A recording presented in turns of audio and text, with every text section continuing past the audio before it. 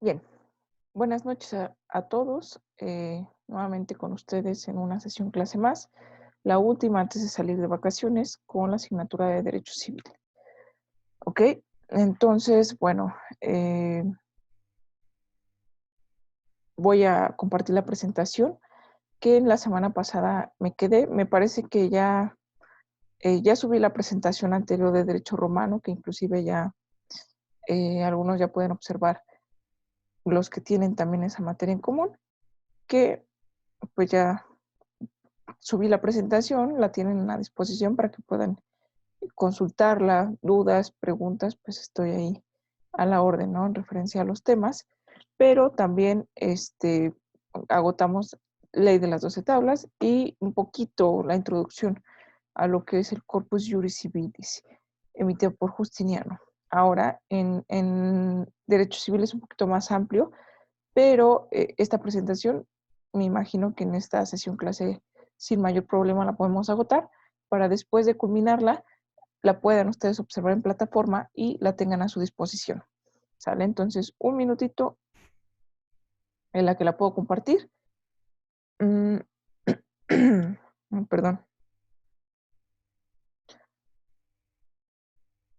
Bien, ahí está. Pues como podemos observar,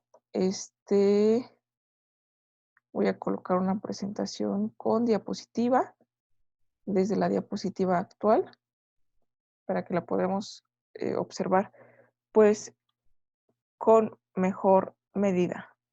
Entonces, bueno, un pequeño paréntesis, hasta el momento ya revisé todas las actividades que conciernen a Derecho Civil 1. Voy a abrir un espacio también para los resúmenes de todas las sesiones clase que hemos estado viendo desde el cuatrimestre. Hay que recordar que si yo entré a la sesión clase, bueno, pues que por ahí también se ve y hay un control de quienes entran a la sesión clase, ¿sale? Obviamente, pues eso también cuenta pues como algo extra, ¿no? Que nos puede ayudar a subsanar, por ejemplo, un envío a destiempo, que eso es lo que he estado observando. Hasta el momento hay unas investigaciones que son realmente buenas. Hay una que me pareció muy interesante, pero no tengo el gusto de conocer a este alumno. Entonces no, ni siquiera voy a decir el nombre, no lo recuerdo en este momento, pero la acabo de revisar hace unos minutos. Es una lástima, ¿no? La capacidad es buena, observo que es buena. De repente también, digo, vamos empezando, pero eso no quiere decir que nuestra calidad tenga que ser baja, ¿no? Al contrario, hay que imprimir nuestro mejor esfuerzo en cada una de las investigaciones, una conclusión.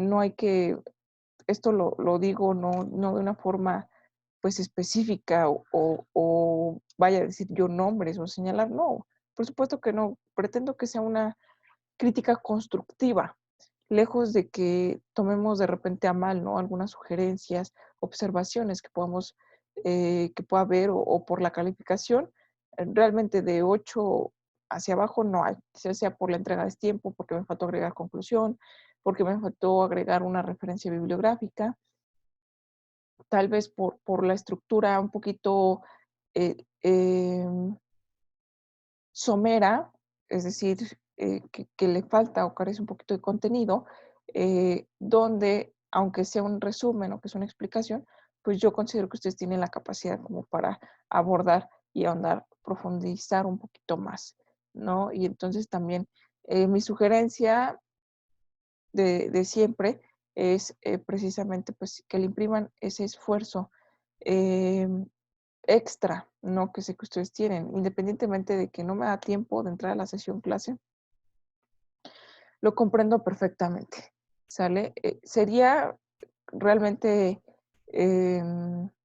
yo creo que muy provechoso para los dos, ¿no? Yo también aprendo mucho de ustedes y en esta forma, sencillamente solamente me dedico a dar y a dar información.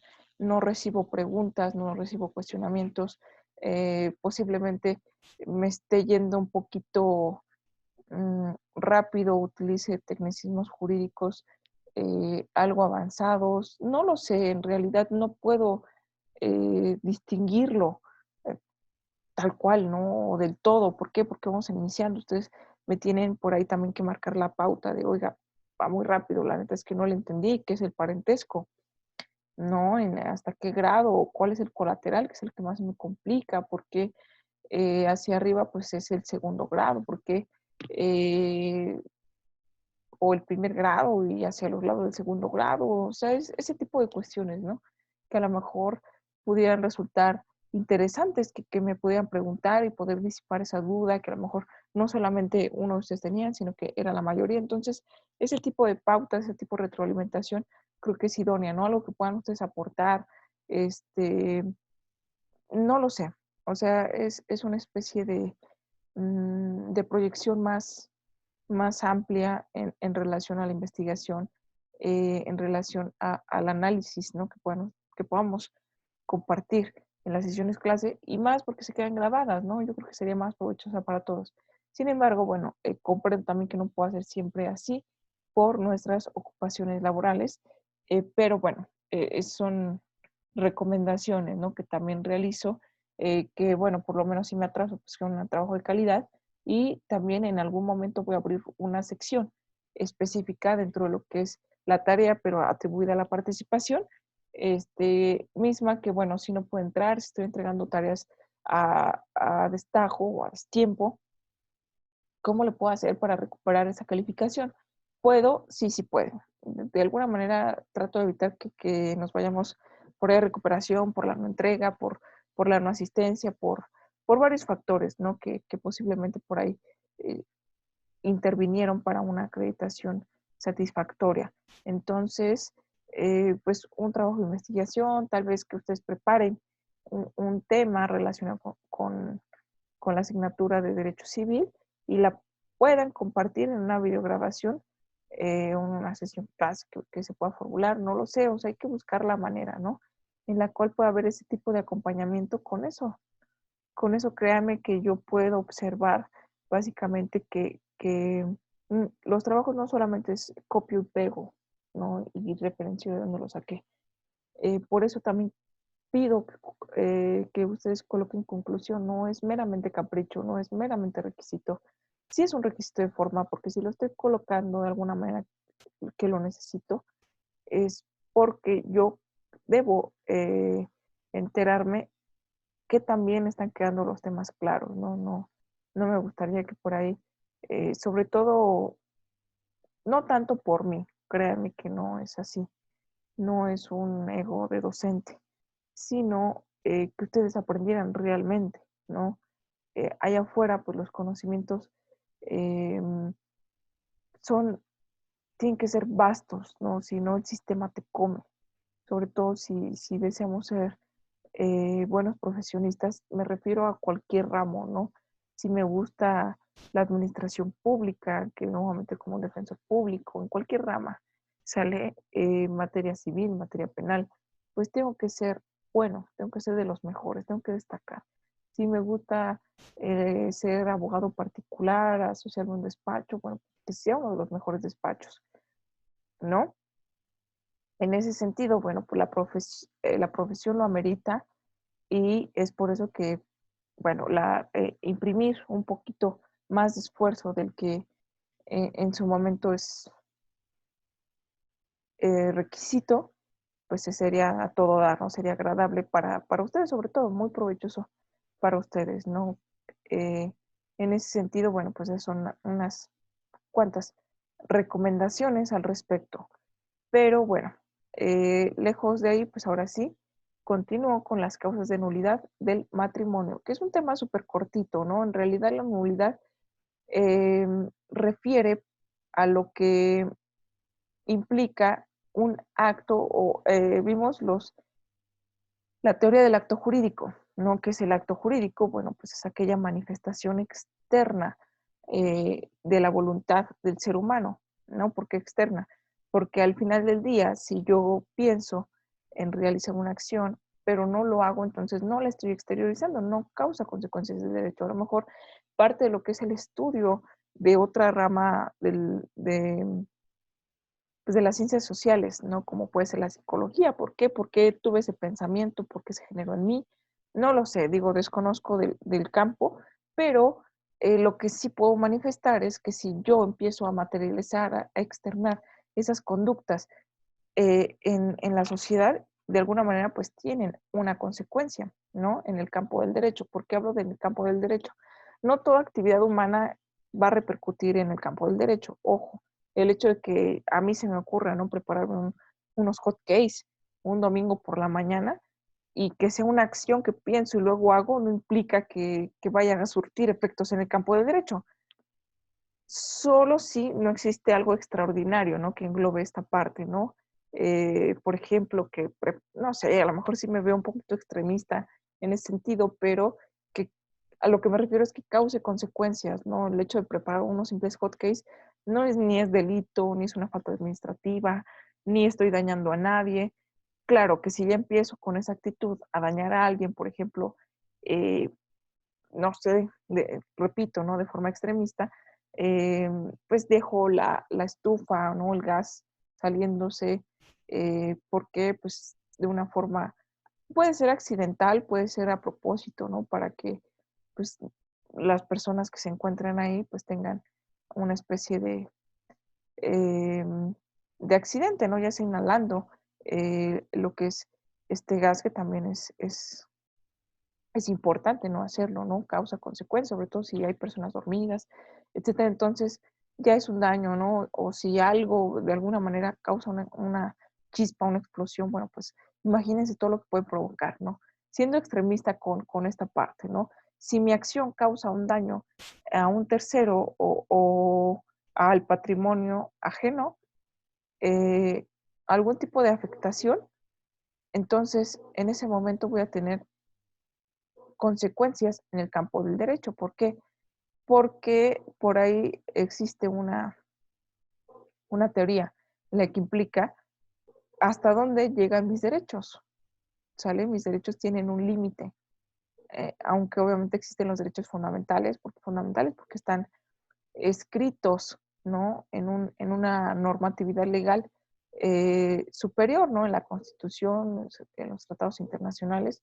Los derechos humanos son aquellos que son considerados de forma universal como derechos del ser humano, aunque propiamente no estén constituidos en un lineamiento, en un reglamento. Eso es una interpretación literal, una interpretación que le han aplicado ciertos juristas, pero esto es lo interesante del derecho, ¿no? Las diferentes interpretaciones que puedan existir, ¿no? Sin embargo, bueno, pues en esta parte, regresando a la teoría del acto jurídico, eso es un acto jurídico, una manifestación externa de la voluntad del ser humano que causa consecuencias en el campo del derecho.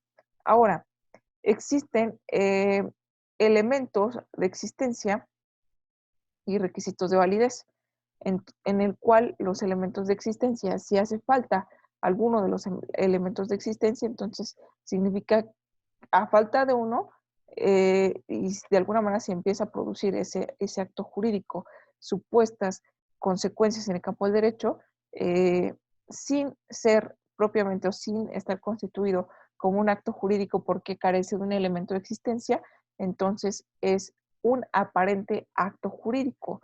Es decir, en cualquier momento se puede pues tumbar esa acción o esa pretensión que se tiene. ¿Por qué? Porque no existe, ¿no? Entonces es inexistente. Como puede haber matrimonios inexistentes, ¿no? La nulidad tiene, esto de la nulidad, hay una teoría sobre la nulidad, no me voy a adentrar a ello porque no es el tema, simplemente es de los matrimonios nulos, pero adelantando un poquito, lo interesante de lo que es el tema de la nulidad es que existe nulidad absoluta y nulidad relativa.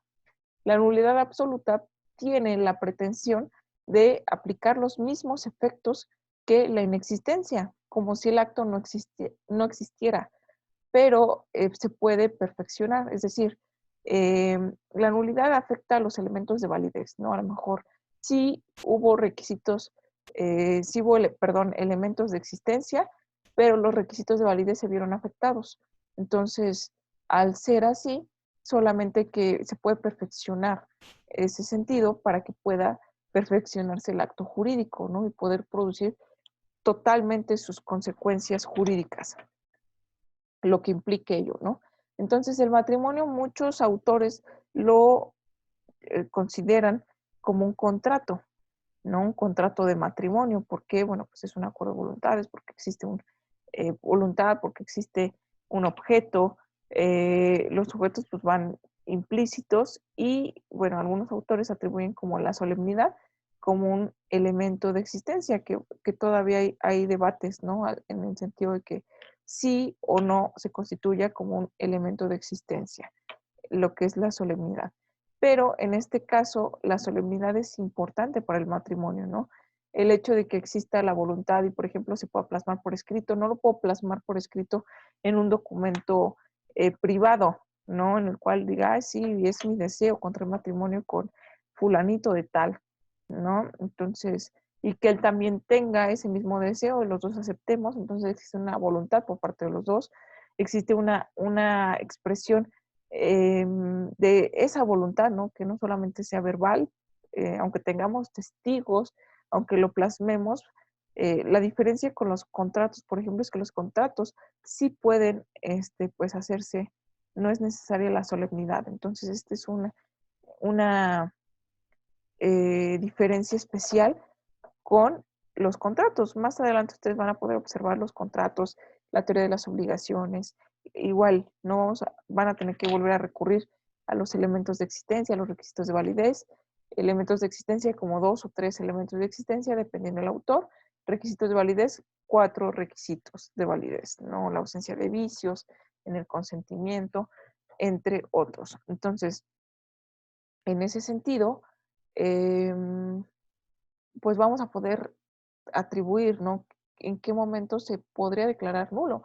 Entonces, aterrizando este tema al capítulo sexto del Código Civil para el Estado de México, implica, ojo, aquí hago otro paréntesis, por ahí acabo de revisar una tarea en la cual de repente me ponen artículos, ¿no? Del Código Civil o de la legislación civil, pero les pido de favor que especifiquen qué legislación civil. Tenemos varias legislaciones civiles, ¿no? Tenemos la legislación civil federal, tenemos la legislación civil o el Código Civil para el Estado de México, el Código Civil para la Ciudad de México o el Distrito Federal.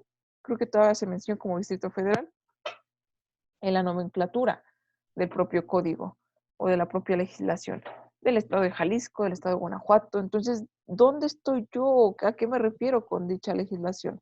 Entonces, por favor, hay que ser más específicos.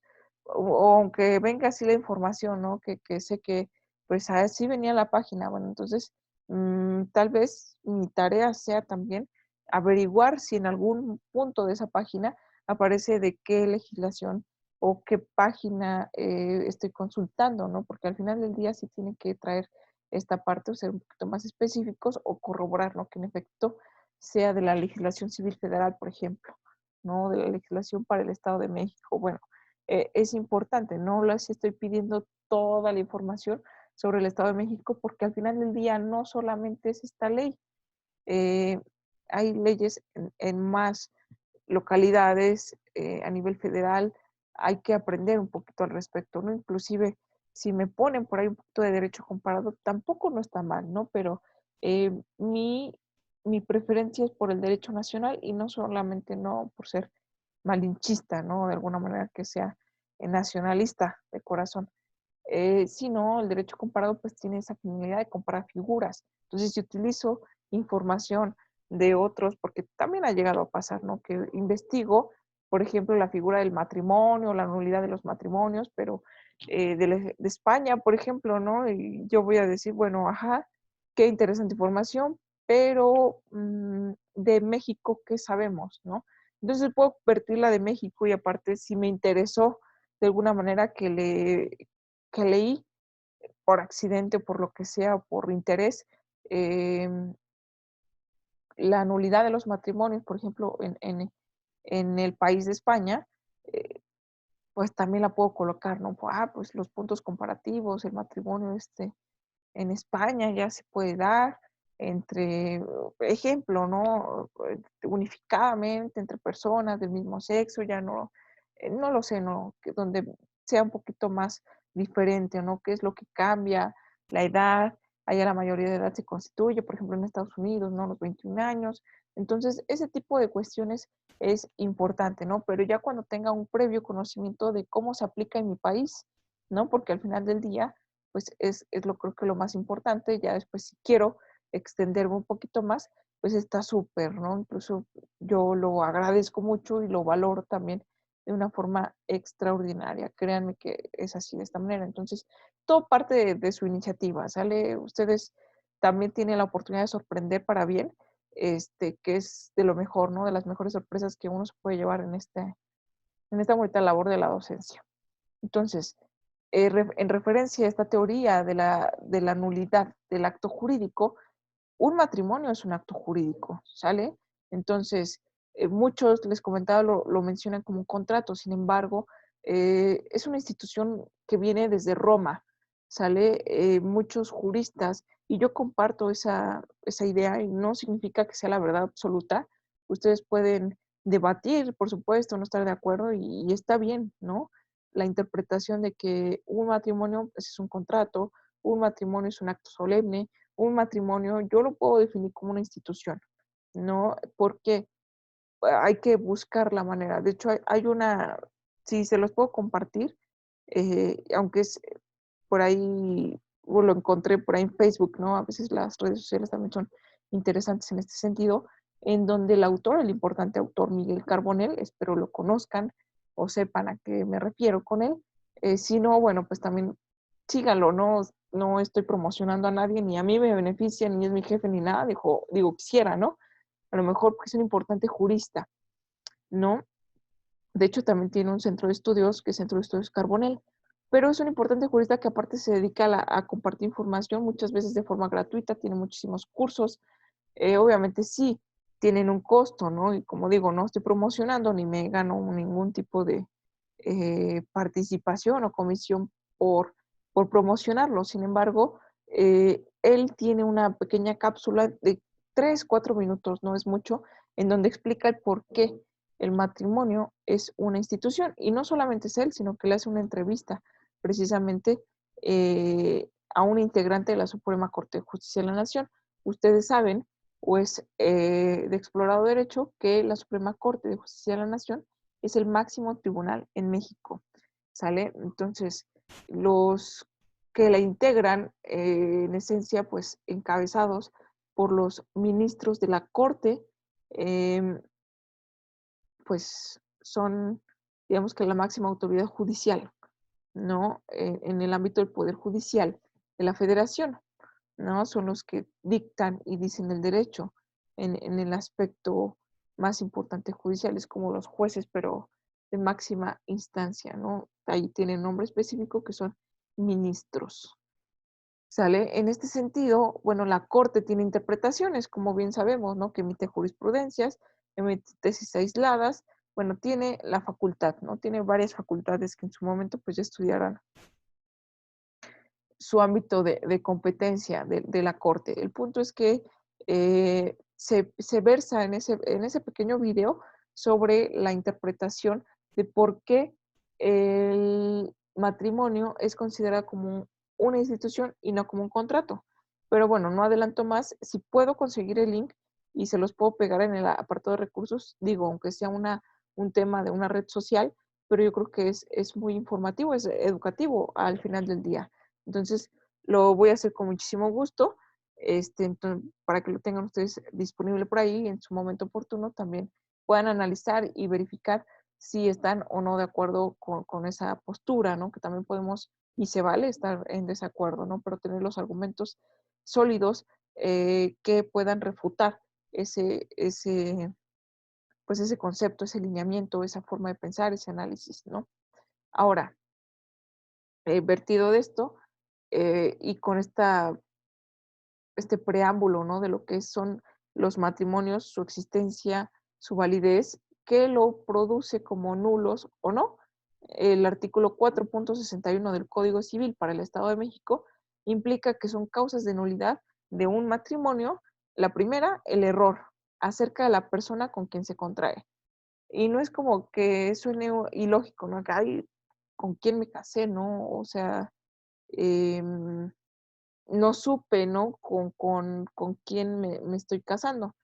Digo, hay elementos, ¿no? En los cuales puede existir error, eh, de que, bueno, yo pensaba, conocía, sabía, etcétera, que esta persona, pues su nombre completo, correcto, era tal, y pues resulta que no, o que se desconoce propiamente otros aspectos, ¿no? Entonces yo estuve equivocada en la forma de de contraer con ese tipo de persona, no era con quien yo quería en realidad o no sabía, etcétera. Una cosa es que no sabemos a lo mejor las manías que pueda tener, pero eso es aparte, ¿no? En esencia es la persona. ¿A qué me refiero con la persona? Recordemos atributos de la personalidad: nombre, nacionalidad, capacidad jurídica, eh, etcétera, ¿no? A ese tipo de cosas me refiero, ¿no? A lo mejor inclusive cuando, y eso es muy importante, ¿no? Por eso hay que revisar bien siempre los documentos, eh, porque nuestros documentos legales, ¿no? Legítimos. Porque, bueno, si yo en el acta de nacimiento me llamo Diana Laura y en mi CURP me ponen Diana y mi primer apellido y todos mis demás en mi credencial del INE aparezco como Diana sola, o sea, sin ningún, o sea, el único nombre de pila existente, pero mi acta de nacimiento es Diana Laura. El simple hecho de que cambie ya es una persona distinta. Diana Laura y Diana, por ejemplo, Diana Gutiérrez y Diana Laura Gutiérrez, a pesar de que son mis documentos, son personas distintas, pueden manejarse como personas distintas. Entonces, a eso me refiero con una especie de error, ¿no? A lo mejor mi matrimonio puede ser nulo, ¿por qué? Porque si mi contrayente se casó con Diana Laura y yo soy Diana, entonces ese tipo, no digo, no es una forma de despectiva, ¿no? Ese tipo de circunstancias pueden constituir un error, ¿no?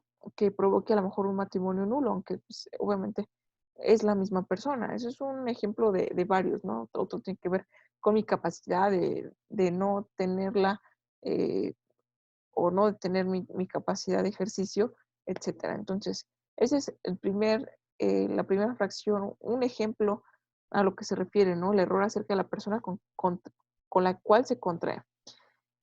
La segunda fracción dice que el matrimonio se haya celebrado con alguno de los impedimentos. Entonces, ¿qué tipo de impedimento? Por ahí mencionan que los requisitos para contraer matrimonio, eso fue parte de la tarea de investigación que ustedes tuvieron y que aparte ya también vimos cuando estudiamos el matrimonio, es precisamente pues que se cuente con una capacidad de goce en plenitud, con la mayoría de edad. Eh, bueno, al menos para el Estado de México anteriormente se permitía que los menores de edad pudieran contraer matrimonio con la autorización de los padres, pero ahora ya no. ¿Sale? Hubo una reforma, no tiene tampoco mucho, en la cual pues ya no es posible, ni con el consentimiento de los padres, que las personas menores de edad puedan contraer matrimonio.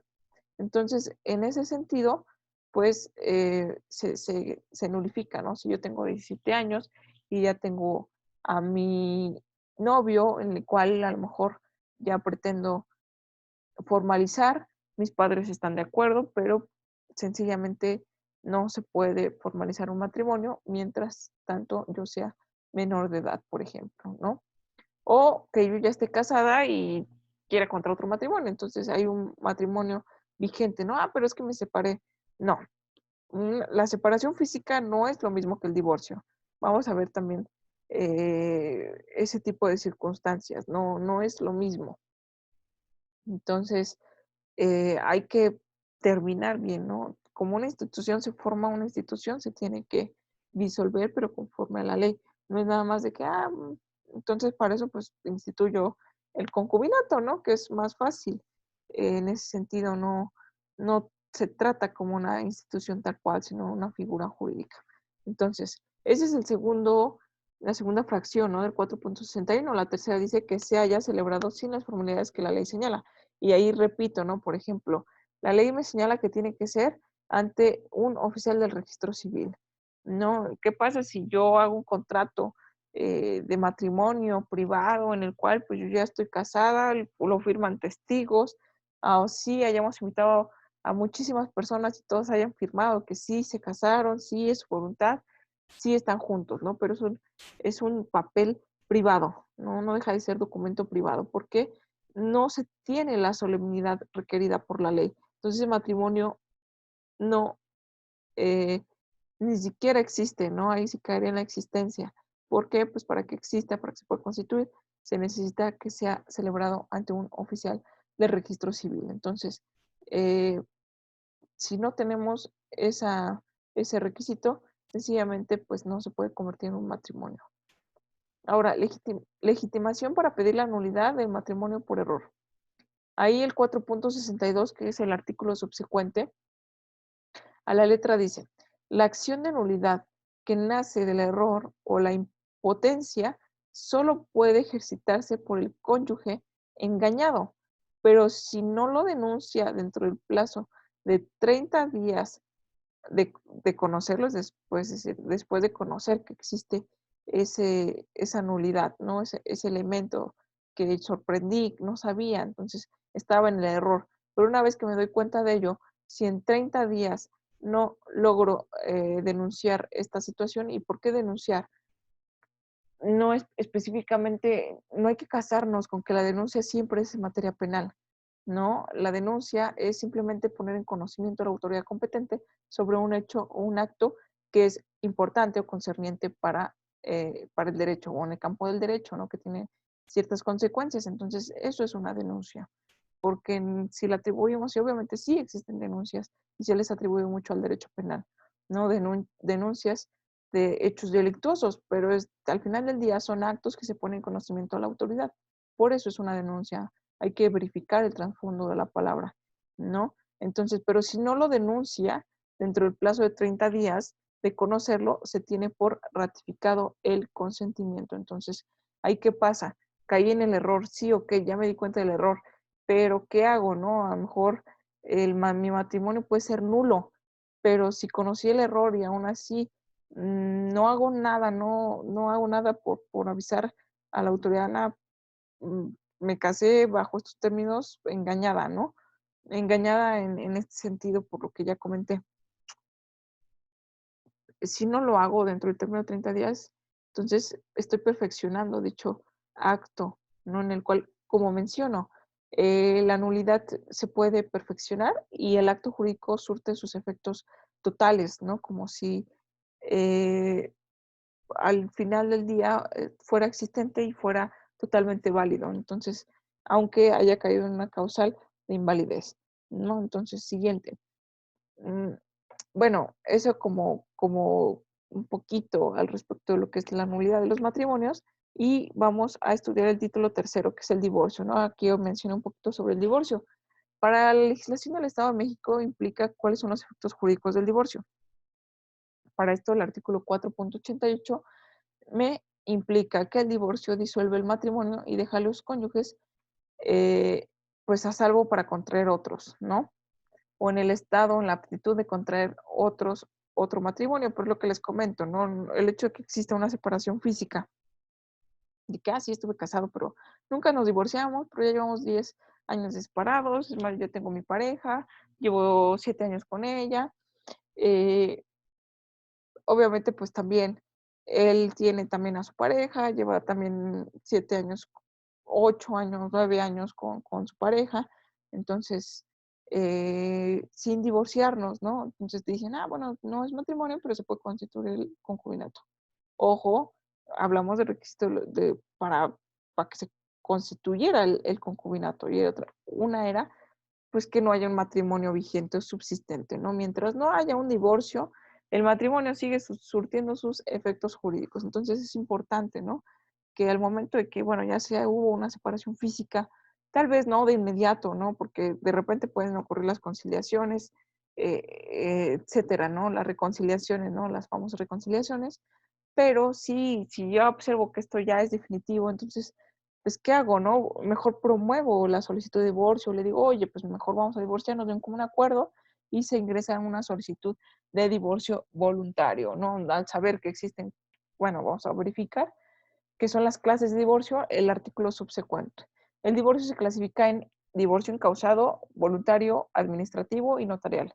Entonces, existen 4 formas de divorciarme, ¿no? Es a lo que iba y a lo que me refería, precisamente a lo que liga el tema. Entonces, el divorcio incausado es aquella, este pasó a dejar un lado, a dejar sin efectos al clásico divorcio necesario. Si en alguna ocasión llegamos a escuchar sobre lo que es el divorcio necesario, esta implicaba unas causales de divorcio, es decir, yo no me podía divorciar si no caía en una de esas causales. Necesitaba el voluntario, bueno, necesitaba el consentimiento de mi cónyuge, ¿no? Para que se disolviera el matrimonio, pero en muchas ocasiones, y a lo mejor novelas, películas, no lo sé, en la ciencia ficción, en la actuación, pues se decía, no te voy a firmar el divorcio, ¿no? Y hazle como puedas. Y era un gran problema que desarrollaba un gran drama, ¿no? De actuación. Entonces, sí, de alguna manera o en algún momento sí llegó a tener pues esa vigencia, ¿no? El divorcio necesario, en el cual sí necesitaba la voluntad del otro cónyuge para poder divorciarse o caer en una de las causales del divorcio necesario, porque era necesario caer o encuadrar en una de esas causales. Si era por adulterio, pues entonces había que acreditar el adulterio, ¿no? Y antes no era tan sencillo como a lo mejor lo puede ser ahora. Ahora ya no es necesario, ¿no? Si es adúltero o no, el cónyuge o la cónyuge, este, sencillamente, y ya no quiero por esa causa continuar con el divorcio, no es necesario ni siquiera que mencione, ¿no? Cuál es la causal de divorcio, simplemente por así desearlo. Si la quiero mencionar, pues adelante, si no, no es necesario. Por eso se dice divorcio incausado. No necesita causa alguna para que yo pues quiera disolver mi matrimonio con la simple voluntad de uno de los dos cónyuges de no querer continuar con el matrimonio, con esa sola voluntad sale el divorcio, ¿sale? Entonces, ese es creo que importante y eso porque se empezó a dar pues mm, más demandas referente a lo que es el divorcio, ¿no? Fue empezar a ser pues más común. Entonces, pues hubo una reforma derogando la figura del divorcio necesario e implementando en su lugar el divorcio incausado. Ahora, el voluntario sigue en la misma tesitura, como les comento, ¿no? En el cual le vamos a ir viendo pues ya un poquito más a detalle fundamentado, pero ambos estamos de acuerdo en divorciarnos, bueno, pues entonces vamos a hacer un convenio, ¿no? ¿Qué hicimos? ¿Bajo qué régimen nos casamos? Ah, pues que bajo el régimen de sociedad conyugal, ok. ¿Cuántos bienes tenemos en conjunto? Ah, pues yo tengo mi coche, tú tienes tu camioneta, los dos tenemos esta casa, tenemos un terreno en tal lugar. Entonces eso es lo que comprende nuestra sociedad conyugal, ¿no? Entonces, ¿qué te parece si lo dividimos, no? Yo me quedo con la casa, te doy una parte proporcional, tú te quedas en el terreno, a lo mejor con ese dinero puedes construir, puedes comprar otra camioneta, tú quedas con tu camioneta, yo me quedo con mi coche. Entonces, ese tipo de cuestiones, pero hacerlo mediante un convenio, no una propuesta de convenio que tiene que ser ingresada también ante el juzgado y lo tiene que valorar, lo tiene que validar y bueno, pues ya. Es muy sencillo o es de los más sencillos cuando es voluntario, ¿no? El incausado cuando es divorcio de todas maneras sí sale, pero cuando es incausado es porque solamente uno de los dos está de acuerdo, ¿no? Entonces puede significar que si hay un régimen de sociedad conyugal y tenemos tantos bienes, por ejemplo, los bienes que acabo de mencionar, pero no estoy de acuerdo con que él se quede, yo me quiero quedar con la totalidad de la casa, él no está de acuerdo porque quiere pues una parte proporcional, este, me quiere dejar a lo mejor sin camioneta o que no sé, ¿no? Ahí depende, no hay de acuerdo, no hay un consenso. Entonces eso lo puede ser complicado, pero el divorcio de que sale, sale. Entonces es un trámite especial, un juicio especial, por eso más adelante cuando vean derecho procesal van a ver las vías especiales, las vías ordinarias, las vías ejecutivas. Entonces en ese sentido, de una vez adelante, un divorcio causado es una vía especial. ¿No? ¿Por qué? Porque no se lleva de una forma ordinaria como lo es cualquier otro juicio. El voluntario también es especial, ¿no? Tiene sus peculiaridades, de que lo hacen especial para la ley, no es porque yo lo considere, es especial porque para mí es mi percepción. No, porque para la ley es especial, sale porque es por la vía especial. Entonces, tenemos también el divorcio administrativo eh, que se da ante los oficiales del registro civil y el divorcio notarial, que es precisamente el subsecuente artículo que sigue. Es incausado cuando cualquiera de los cónyuges lo solicita sin que exista la necesidad de señalar la razón que lo motiva y es voluntario cuando se solicita de común acuerdo. Este tipo de divorcios, tanto el incausado como el voluntario, son totalmente judiciales. Esto se ingresa ante la autoridad judicial, ¿no? El administrativo, bueno, se dirige ante el oficial de registro civil y el notarial, bueno, pues ante un notario público. Y bien, el divorcio ante la notaría pública, 4.89 bis. Los cónyuges podrán acordar su separación de mutuo acuerdo ante notaría pública, eh, pues que la notaría pública disuelva el vínculo matrimonial siempre y cuando no tengan hijas o hijos menores de edad o mayores sujetos a tutela y hubieran liquidado la sociedad conyugal si es que la hubiere, ¿no? Entonces, decir que no haya problemas, básicamente, porque si hay sociedad conyugal que liquidar, si hay hijos menores y se tiene que tratar temas sobre la pensión, no está de acuerdo, bueno, el notario no se tiene por qué meter en problemas y ni tiene la facultad para hacerlo. Entonces es una atribución, una facultad exclusiva de un juez. Entonces no es mi vía si lo quiero hacer por notaría pública, si es que existen estos elementos. Si existen hijos menores, bueno, entonces, y no estoy de acuerdo con la pensión que me quiere dar para el niño o la niña o los niños, entonces acudo ante un juez, ¿no? Para que la instituya y si no nos ponemos de acuerdo, pues la fije el conforme a derecho. Legitimación y plazo para solicitar el divorcio incausado. El 4.91 me dice a la letra, el divorcio podrá pedirse por uno de los dos cónyuges con la sola manifestación de la voluntad de no querer continuar con el matrimonio. Y el subsecuente habla sobre, bueno, 4.94, la reconciliación entre los cónyuges, ¿no? Como les digo, existe la figura, pues está regulada también. La reconciliación de los cónyuges pone término al trámite de cualquier divorcio. En el estado en el que se encuentre, si aún no se hubiera decretado, comunicándolo al juez. Es decir, mientras no exista una sentencia de divorcio y hay una reconciliación, bueno, pues se le hace el conocimiento al juez y sencillamente pues se termina el trámite de divorcio, ¿no? Se archiva el expediente y bueno, pues el matrimonio subsiste. Medidas precautorias en el divorcio. El 4.95 me implica al admitirse la solicitud de divorcio, ojo, esta no es una demanda, es una solicitud. O antes, si hubiera urgencia, podrán dictarse solo mientras dure el procedimiento las disposiciones siguientes. 1. Separar a los cónyuges tomando siempre en cuenta las circunstancias personales de cada uno y el interés superior de los hijos menores y de los sujetos a tutela. Número 2. Aquí, por ejemplo, ¿no? Que uno de los dos cónyuges sea esto también puede ser subjetivo en cierto grado, sea un mal ejemplo para los hijos menores, por ejemplo, no por su trabajo indecoroso, no lo sé, o haya aspectos de violencia que no es adecuado, entonces tiene que una medida provisional es, ok, estamos casados, pero los dos vivimos aquí, a lo mejor nadie tiene a dónde vivir con esta separación o con este proceso de divorcio, entonces, pero es necesario, ¿no?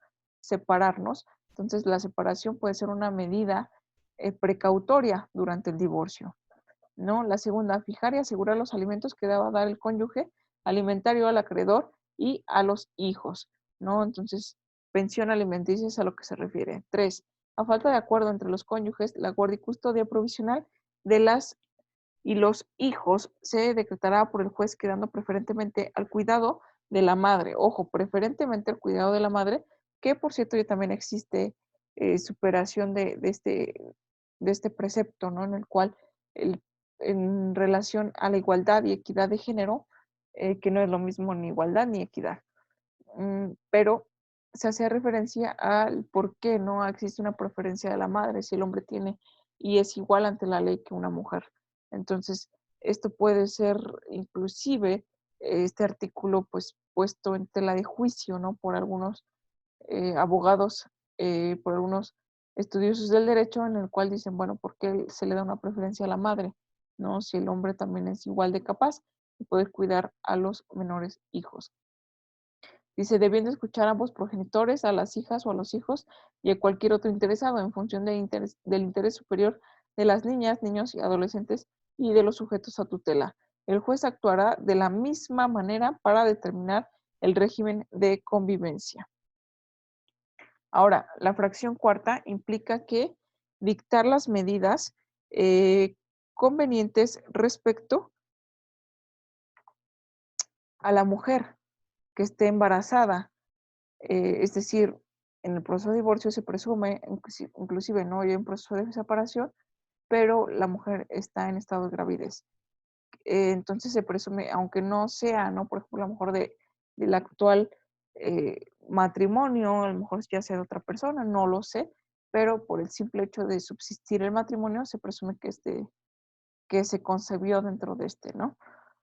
Pero bueno, las medidas convenientes respecto a la mujer que esté embarazada implica también pensión alimenticia prenatal, que ya les compartí en su momento dado una auto en donde un juez resuelve, juez de Tlalnepantla, resuelve sobre la pensión alimenticia prenatal y da una explicación lógico-jurídica del por qué y qué es lo que conlleva, qué es lo que abarca, los fundamentos legales, y creo que es muy interesante, ¿no? Entonces, todo lo que envuelve. La fracción quinta, la necesidad para que los cónyuges no se causen daños a su persona, bienes, en los de la sociedad conyugal o en los bienes de los hijos. El otorgamiento de la guardia y custodia de las niñas, los niños y los adolescentes e incapaces quedará preferentemente al cuidado de la madre, atendiendo al interés superior de las niñas, niños y adolescentes, a menos que exista una causa justificada a criterio del juez. No será obstáculo para la preferencia maternal en la custodia el hecho de que la madre carezca de recursos económicos. El siguiente artículo 4.96. En la resolución que decreta el divorcio voluntario se determinarán los derechos y obligaciones derivados de la patria potestad respecto a la persona de los bienes y de los hijos, teniendo en cuenta el interés superior de los menores, su salud, costumbres, educación, conservación de su patrimonio.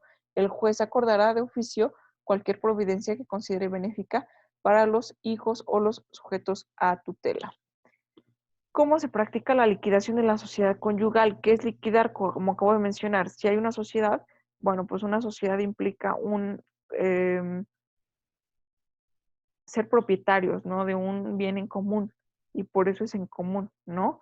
Entonces, ahorita que ya no queremos estar juntos, este, pues ya no es necesaria la sociedad conyugal.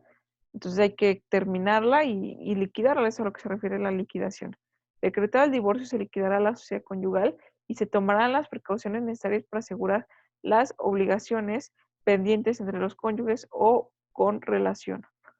El siguiente artículo 4.99 implica el divorcio se tendrá derecho a los alimentos el que lo necesite y en su momento se fijará de acuerdo a las circunstancias siguientes. Número uno, la edad y el estado de salud de los cónyuges. Número dos, su grado de estudios y posibilidad del acceso a un empleo. Número tres, medios económicos de uno y de otro cónyuge, así como de sus necesidades. Número cuatro, otras obligaciones que tenga el cónyuge deudor. Y número cinco, las demás que el juez estime necesarias y pertinentes. Aquí se me pasó, solamente puse una P. Pero bueno, el 4.99, pues aquí no solamente, recordemos que en artículos anteriores nos hacía referencia a cantidades, ¿no? No será menor o inferior al 20%, al 30%, al 40%. Bueno, entonces ahora, ¿cómo se difiere lo que es el derecho alimentario? La edad, el estado civil de los cónyuges, o que es una edad a lo mejor, ambos, que son una edad totalmente productiva, joven, fuertes, saludables, entonces tal vez no existe la necesidad de ambos, ¿no? Con trabajos o capaces de fijar una pensión alimenticia. O, bueno, tal vez uno sí la necesite, pero dice su grado de estudios y posibilidad de acceso a un empleo, los medios económicos de uno y del otro cónyuge, así como de sus necesidades. La cuatro, otras obligaciones que tenga el cónyuge deudor. Y cinco, las demás que el juez estime necesarias. Divorcio administrativo sin efectos. El artículo 4.108 del Código Civil para el Estado de México implica que el divorcio administrativo, ojo, el que se lleva ante el oficial de registro civil, no surtirá efectos legales con prueba que los cónyuges tienen hijos menores de edad o mayores sujetos a tutela que no han liquidado su sociedad conyugal, y en este se hará la denuncia penal correspondiente. ¿Por qué? Porque obviamente no se puede llevar de esta manera. Creo que de los divorcios es el trámite más ágil que existe, el divorcio administrativo, pero no causa efectos si yo tratando de que sea rápido. ¿Por qué? Porque así conviene a mis intereses, porque ya me voy a contraer otro matrimonio. pero si hay hijos menores, o si hay una sociedad conyugal, o si hay algún tipo de pleito y causamos ese tipo de divorcio, entonces no es válido. Anotación ante el registro civil. El 4.110 dice, de la resolución que decreta el divorcio, el juez remitirá copia certificada o oficial del registro civil ante quien se celebró el matrimonio para que a costa de los interesados se realicen los asientos correspondientes de la escritura pública en la que conste el convenio de divorcio ante notaria, perdón, o notario, la propia fedataria o fedatario remitirá una copia certificada al registro civil para que a costa de los interesados se realicen los asientos correspondientes. Y tenemos del último tema, ¿no? Voy a tratar de ser un poquito más eh, rápida porque estamos a punto de culminar y a punto de salir ya nuestra última sesión clase de Derecho Civil, ¿no? Antes de salir de vacaciones. Prueba de la afiliación de los hijos del matrimonio. Ya sabemos qué es la afiliación, ¿no? Entonces va a ser más rápido. El 4.155 nos implica la afiliación de los hijos nacidos de matrimonio, se prueba con el acta de su nacimiento y con la de matrimonio de sus padres. Y dice prueba de la afiliación del hijo de matrimonio a falta o defecto de las actas. A falta o defecto de las actas se comprobará con la posición constante del estado de hijo nacido de matrimonio con los medios de prueba que la ley prevé. Siguiente prueba de la posición del estado de hijo. Ustedes van a decir, bueno, ¿qué medios de prueba son? Bueno, el 4.157 nos dice que si una persona ha sido tratada constantemente por otra y la familia de esta como un hijo, llevando su apellido o recibiendo los alimentos, quedará aprobada la posesión de estado de hijo. Y dice acción imprescriptible para reclamar la posesión de estado de hijo. La acción del hijo para reclamar su estado es imprescriptible para él y sus descendientes. Y dice legitimación de los herederos para reclamar la posesión del estado de hijo. El 4.59 implica que los demás herederos del hijo podrán intentar la acción a la que se trata el artículo anterior. Fracción primera, si éste ha muerto antes de cumplir 18 años. Fracción segunda, si cayó en demencia antes de cumplir 18 años y murió en el mismo estado. Eh, Prescripción de la acción de herederos para reclamar posesión del estado de hijo. El 4.160 dice la acción a que se refiere el artículo anterior prescribe a los 4 años desde el fallecimiento del hijo. Y aquí sí hay un término, ¿no? Que es un máximo para el Estado de México de 4 años para que se pueda reclamar esa situación de herencia, ¿no? Del Estado de hijo. Y dice, pérdida de la posesión del Estado de hijo, el 4.161 dice, la posesión de Estado de hijo no puede perderse sino por sentencia, una sentencia definitiva que así lo determine, ¿no? Dice paternidad y maternidad de hijos fuera del matrimonio. El artículo 4.162 implica la afiliación de los hijos nacidos fuera del matrimonio resulta en relación a la madre del solo hecho del nacimiento, es decir, por ahí dice un dicho, ¿no? Hijos de tu hija, tus nietos serán, pero hijos de tu hijo, pues quién sabe, ¿no? Porque, bueno, pues con la sola se ve, ¿no? Quién es la madre de un menor, ¿por qué? Pues porque se dio a luz de dicha persona. Entonces, respecto al padre, se establece el reconocimiento por una sentencia que declare la paternidad. Dice legitimación para reconocimiento de hijo. El 4.163 tiene derecho a reconocer a sus hijos el que tenga la edad exigida para contraer matrimonio, puede reconocerlo también que no cumpliendo la edad exigida para contraer matrimonio, presente el consentimiento por parte de su madre, padre o ambos de la persona quien ejerza la patria potestad. Eso es para reconocer un hijo, ojo, no para el matrimonio, reconocer un hijo. Revocación de reconocimiento de un hijo hecho por menor. 4.164. El reconocimiento de un hecho por un menor es revocable si prueba que sufrió engaño al hacerlo, pudiéndolo intentar la revocación hasta 4 años después de la mayoría de edad.